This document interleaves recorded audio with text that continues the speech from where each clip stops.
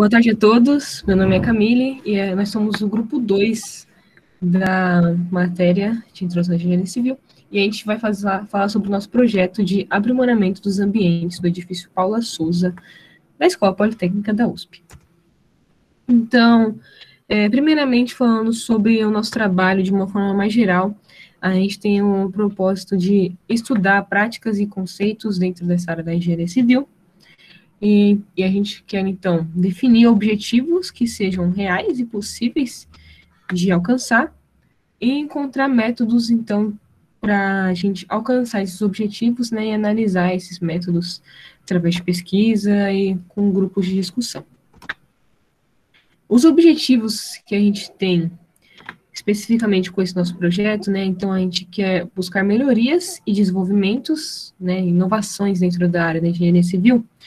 Isso através do levantamento de dados e análise deles, né, através de entrevistas, dados sobre o ambiente de estudo.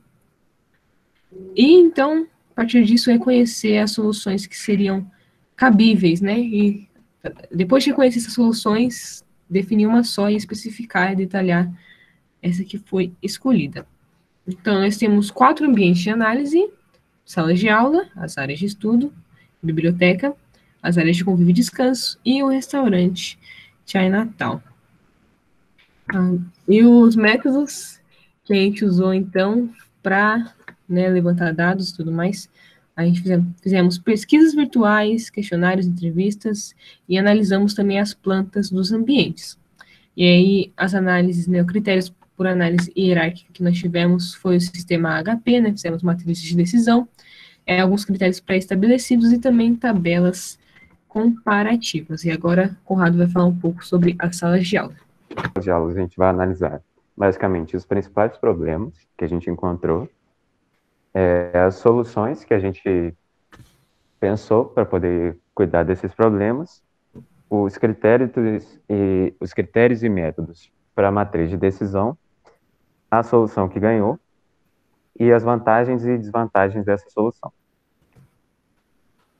Bem, através de um formulário que a gente enviou para alunos, professores e ex-funcionários, a gente encontrou que os principais problemas são o desconforto térmico e a falta de ventilação. Eles também houveram muitas reclamações das poucas conexões elétricas que seriam tomadas na sala de aula. Para esses problemas, a gente pensou em algumas soluções. A primeira são os jardins verticais, a segunda é o isolante térmico, a terceira seria a distribuição de novas redes de conexões, e a quarta seria a película térmica. Bem, o principal critério seria o critério de custo, em que a gente verificou mais ou menos qual seria o orçamento de cada uma das soluções. Como vocês podem ver aqui na imagem, a película térmica seria a mais barata e as novas redes de conexões seria a mais cara.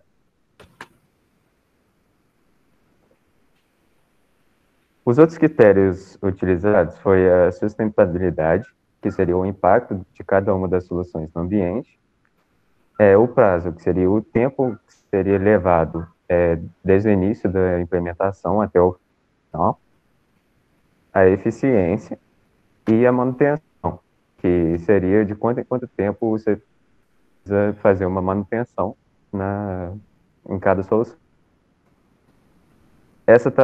Aí, pela tabela, a gente consegue ver entre a análise entre os critérios e as soluções, que o ganhador foi a solução 1, os jardins verticais. Agora a gente tem aqui algumas das vantagens dos jardins verticais. Primeiro, ele é um isolante térmico natural e acústico. Ele diminui o consumo de energias elétricas e ilhas de calor, já que se baseia basicamente nas plantas. Ele tem um baixo custo de manutenção e uma versátil aplicação.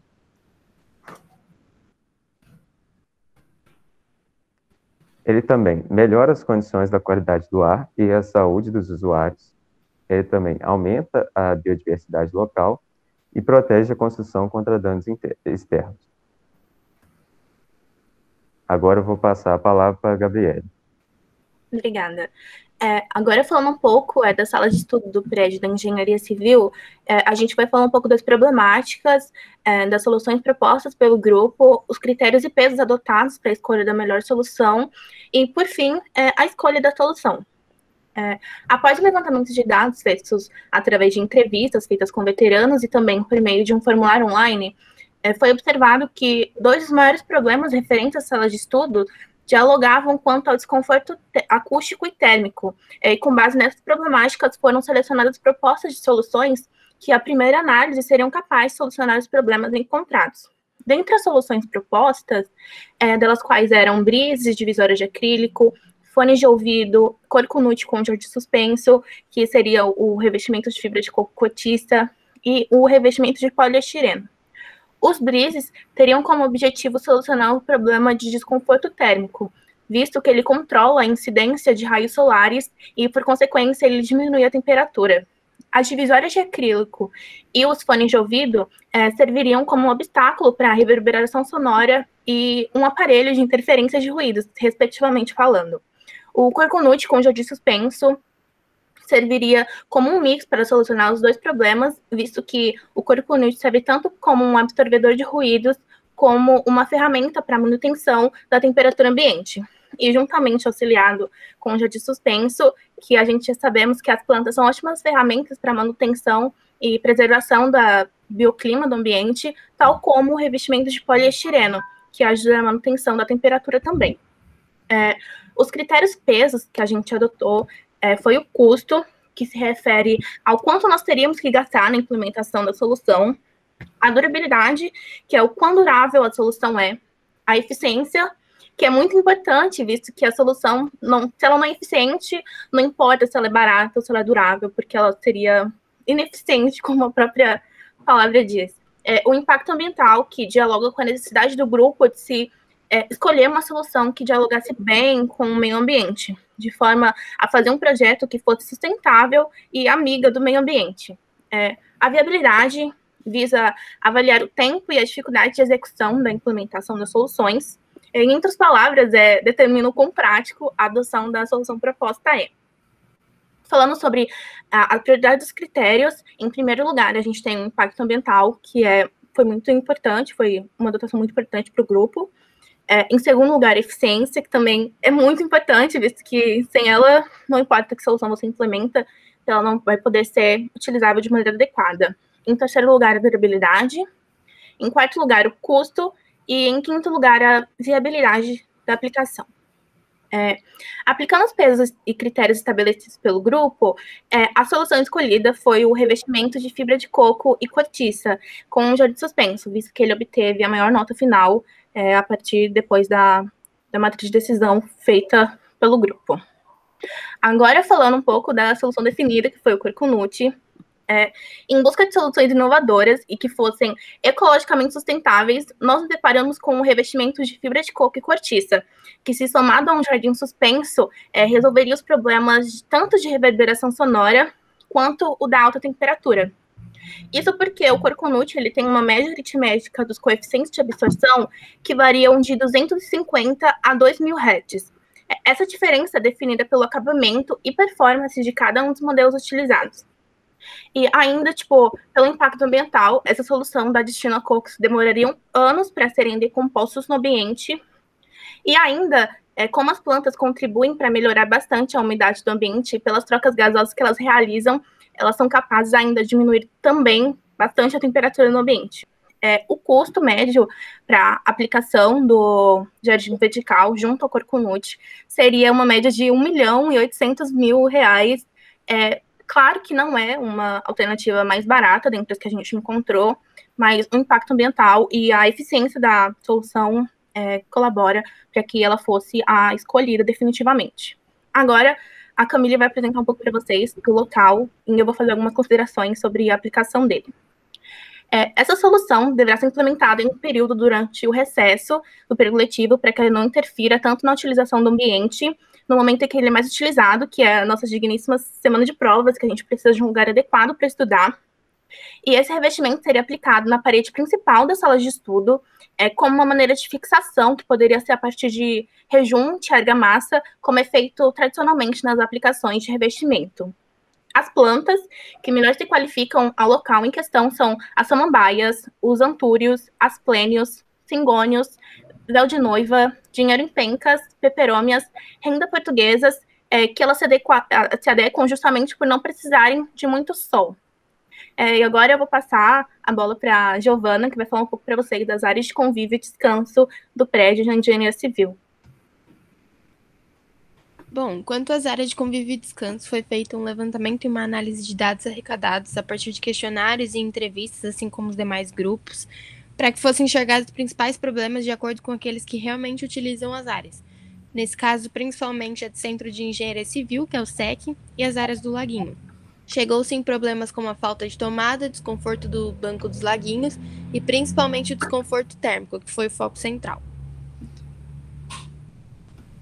Para as alternativas de solução, então, foram sugeridas a inserção de tomadas, encosto e estofamento nos bancos, puffs e até tatames de EVA, porém, para o problema principal, que é o desconforto térmico, foi sugerido ventilação mecânica, ventilação cruzada, plantas, climatizador e ar-condicionado.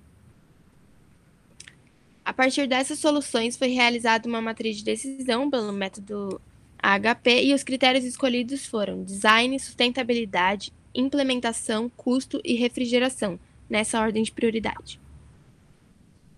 Nesse slide, a gente observa a escala de importância que foi utilizada na matriz de comparação, no qual possui 5 tipos de relação e eles foram numerados de 1 a 9. E na tabela abaixo, a gente identifica a matriz de comparação entre os critérios, para que fossem obtidos pesos e eles comprovassem se a escala de prioridade entre os critérios que foram sugeridos era realmente aquela que foi mencionada anteriormente. Aqui é a tabela de normalização dos pesos, para achar os coeficientes corretos utilizados no desenvolvimento das demais matrizes. E então, comparando cada solução e julgando elas de acordo com os critérios, chegou-se no ar-condicionado como a alternativa mais adequada para a solução do problema. Sobre a implementação dessa solução escolhida pela matriz de decisão, no caso do ar-condicionado, a gente pode destacar que o condicionamento do ar nada mais é do que um sistema que refrigera o ambiente e melhora a qualidade do ar através de um controle de comandos. E, atualmente, esse sistema ele é cada vez mais desenvolvido e isso contribui para a existência de diversos tipos e tamanhos, preços e variedades de funções. Quanto à variedade de funções, essa versatilidade e tecnologia ela atende não só a refrigeração, que é o principal objetivo do aparelho, como também outros quesitos, como aquecimento, ventilação, umidificação e outras coisas. Isso torna que os modelos existentes sejam incontáveis. Então, exige uma alta especificação e característica das necessidades do ambiente em questão. A partir disso, a gente considerou uma área de 109,25 metros quadrados, que é a área contornada na imagem. E, além da metragem quadrada, a incidência solar, a frequência de utilização do espaço, eles também são fatores muito importantes para a determinação da capacidade de refrigeração. Então, de acordo com relatos de pessoas que frequentavam o espaço, foi estimado e calculado como adequado um ar-condicionado de no mínimo 24.000 BTUs, e essa capacidade ela foi também recomendada por um engenheiro de acordo com os relatos. Quanto ao orçamento dessa solução, foi realizada uma pesquisa de preço para estipular uma média do valor tanto da máquina quanto da instalação, e foi definido em média R$ 2.300 a R$ 600 respectivamente. Só que, no quesito instalação, é destacável que a unidade evaporadora interna e externa e a condensadora, que é por onde sai o ar quente proveniente da troca de calor, tem uma distância, e essa certa distância ela varia de acordo com o espaço que uma parte da máquina vai ficar da outra. Isso exige mais ou menos material, que influencia no custo de instalação. E por fim, não deixando de lado os benefícios que o ar-condicionado traria, a gente pode também destacar, além do melhor conforto térmico, a melhora da qualidade do ar, o que torna o ambiente mais confortável também, e por último, a diminuição da propagação de doenças contagiosas, que é um importante fator no atual momento que a gente está vivendo, considerando que o vírus da Covid é transmitido pela proliferação do ar. Por fim, então, eu vou falar um pouco sobre o restaurante Chinatown. E, bem, a gente começa, então, pensando sobre um problema, que é o seguinte: como a gente vai reduzir os custos de modo que afete o preço dos pratos, né? Nossa meta, então, é reduzir 20% do valor do self-service, mas mantendo a qualidade, se possível, até melhorando, né, a qualidade dos serviços e o lucro. Então, a gente estabeleceu esses critérios de avaliação nessa ordem de importância, começando com fechamento de caixa, que é a gente consegue oferecer, né, preços justos, tendo os gastos ideais também estáveis, né? Em segundo lugar, qualidade do serviço, que é a capacidade de cumprir as demandas do público, que aí a gente leva em conta, né, a perspectiva individual dos clientes. Terceiro ponto, atração do público, que aí a gente tem a fidelização de clientes e também buscar ganhar mais clientes. Em quarto ponto, viabilidade, como já foi falado aqui, né, a ideia de ser possível a gente implementar a solução. E, por fim, tempo de implementação, que é o período entre você implementar a solução até ela começar a gerar retorno financeiro. Então, dentre as alternativas de solução estabelecidas, a gente tem aplicativos para o cardápio e também adaptação dos pratos, mudança de fornecedores, atendimento online, contratar universitários para trabalhar no restaurante e também eventos e promoções. Falando um pouco dos possíveis custos, então a gente tem cerca de 40 mil para aplicativos do cardápio e 25 mil na conta no final do mês. Na adaptação dos pratos, também mudança de fornecedores, 10 mil reais no final do mês, e atendimento online seria cerca de 150 reais mensais. Para contratar universitários, você também precisaria de cerca de 5 mil para legalizar o contrato e teria aproximadamente 10 mil reais de lucro para cada estagiário ou 15 mil nos voluntários. Então, a solução que a gente escolheu foi eventos e promoções constantes. Especificando um pouco essa solução, a gente quer, então, fidelizar o público, como eu já falei, e ganhar mais clientes. Isso pode ser através, então, de cartões fidelidade, de oferecer sobremesas a partir de certo valor que for gasto, né, no restaurante, a sobremesa de graça. E também podemos ter promoções sazonais, como, por exemplo, quando você tem uma safra maior de algum legume, alguma fruta, e acaba ficando mais barato, então você fazer promoções de pratos que contenham esse legume, né? A gente também pode fazer eventos com temas de períodos típicos, né? Como, por exemplo, festa junina, e fazer pratos, né, que sejam típicos, então, dessas festas, que também é uma coisa que atrai bastante o público, né? E aí, como a gente vai implementar isso, né? Então, primeiramente, se faz uma melhor análise do fechamento de caixa para a gente não acabar oferecendo mais em promoção do que se pode oferecer, né? Então, recomenda-se aí a contratação de um profissional na área.